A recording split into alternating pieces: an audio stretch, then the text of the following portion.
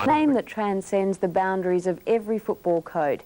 He's as well known in the heartlands of Australian rules as he is in rugby league strongholds.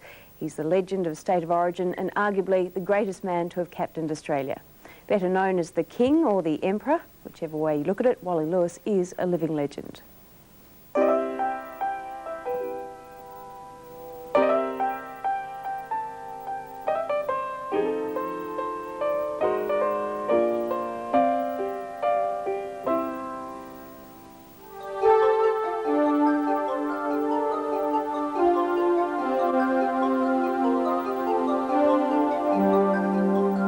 The final chapter in the career of arguably the greatest rugby league player Australia has produced. But Wally Lewis was destined for sporting immortality from an early age. Representing Cannon Hill Primary School was one of his first honours. The 1977 Australian Schoolboys Rugby Union side produced 11 international careers, including W.J. Lewis. A lock forward like his father in the early days with Brisbane's Valleys, Lewis's speed, strength and skill was abundantly evident. At Manly, he was part of one of the best club sides of the era, boasting a host of internationals, including Gene Miles, Greg Dowling, Colin Scott and Bob Lindner. The star-studded side took all before them in the 85 and 86 grand finals. It was something that, I suppose, spoiled us a little bit because we had so many good players in the one team. It probably made us a little bit lazy at the same time.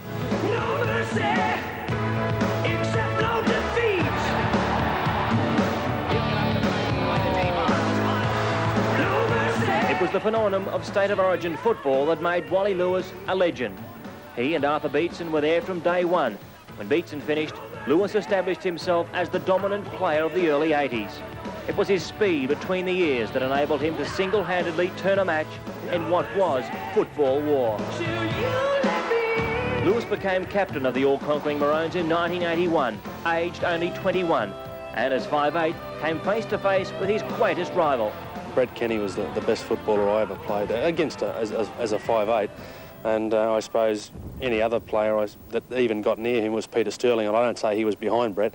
Brett was the best 5'8" and probably the best player I was up against. Lewis never took a backward step, as Big Mark Guy discovered. I made the tackle along with somebody else and then decided to swing one into him on the ground, and I just raced in and pushed him out the way, and then the big stink started. Not impressed. And Manson sort of decided to slow us down a little bit, and we went off the field at half-time after a couple more sort of push and shoves, and that was it. But for Origin's most enduring player, match 2 of the 89 series in Sydney produced his greatest memory. We managed to win the game after we had a couple of blokes off the field. I think Alfie Langer broke his leg and Mal went off and Fatty Vorton had to go off, and we had 12 men on the field the last 10 or 12 minutes of the game, and we still beat the Blues, and I still think that was the greatest moment we ever had over New South Wales in football. That victory gave Queensland a series clean sweep for the second consecutive year. Lewis scored the match winner. It was just one of those times where I think that maybe I was a bit lucky. I just ran the right angle, and a couple of their guys maybe thought that I was going to pass it. They didn't think I was going to get there either, and they believed that I was going to throw it to somebody else. The Cauldron, Lang Park, Brisbane, where Wally was the king, where a brave referee sin-binned the Emperor. And scene of his last Origin battle. Wally and wife Jackie had learned only that day that baby daughter Jamie Lee was profoundly deaf. It was an emotional finale. Sydney Press sort of said, you know, I soaked up and I milked the atmosphere. Well, yeah, I did, I'll admit that. I wanted to remember it, and I always will. It's the first time we really had an opportunity to look at the crowd, and the rest of the team went around and thanked them, and I had the opportunity to walk around, and I mean, people were throwing cans over the fence that night, but that was to try and get rid of the thirst I had rather than hit me on the head. The first approach to the tackle, in comes Ellery Hanley. There's the break, poised, high by Wally Lewis. Playing for Australia was the pinnacle for Lewis. He did that 33 times, including 2 undefeated Kangaroo tours of Great Britain as captain from 1984.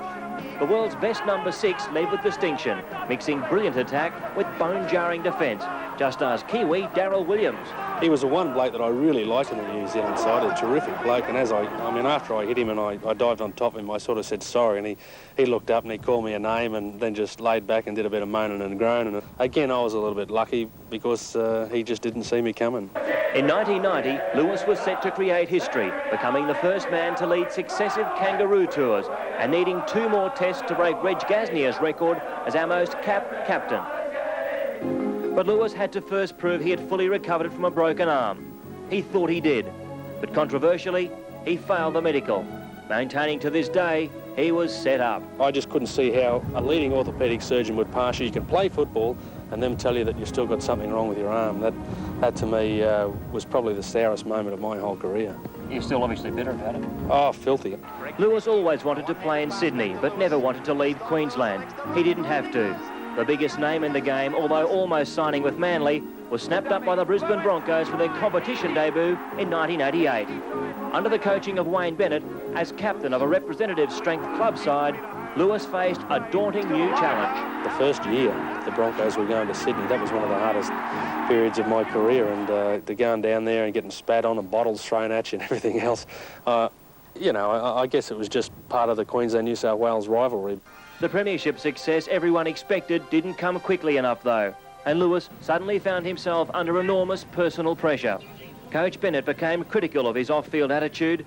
He lost the captaincy to close friend Gene Miles. It led to one of the most publicised splits in Queensland sport.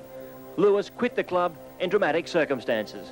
I believe that if it should have been finished in any particular way, it should have been a way that Benny could have come up to me and said, look, mate, I don't think you can play anymore. I think you're a bum, or you're finished, you're too old, or whatever. And I'd prefer it if you didn't bother coming back to the club or went somewhere else. I wouldn't have liked it, but I think I would have taken that a bit easier than being offered a contract less than a third of what I was on. The public were outraged. Expecting to play out his career in Brisbane, the King was forced to abdicate and took on the job of captain-coach at cellar dwellers the Gold Coast Seagulls. It was the beginning of the end. With nowhere near the depth of talent available to the Broncos, and at 33 in the twilight of his playing career, Wally now admits it was too much.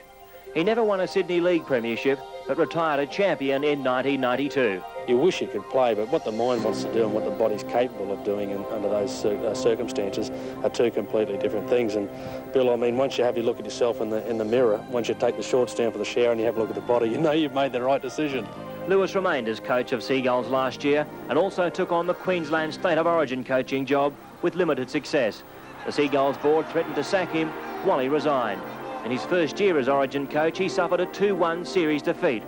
Approaching 35 these days, Wally says he'll only coach in Queensland. The lifestyle's too good to leave. But he's in no hurry, dividing his time between media commitments, family, and perhaps his new career as a motor racing driver after several successful stints over the years. It's a little bit hard to decide. I mean, I've been working out with Frank Gardner, the famous BMW boss, for a while now, and I mean, I certainly have enjoyed every moment with him. So there's the opportunity there to train for about 2 or 3 years before I get involved in the BMWs with them, in the touring cars. But knowing Wally, whatever he turns his hand to, it's bound to be a success.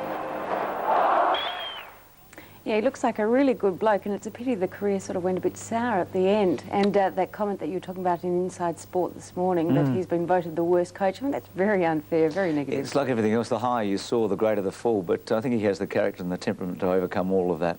Great Australian, great player. Kate's going to return after this break with the latest scores and update.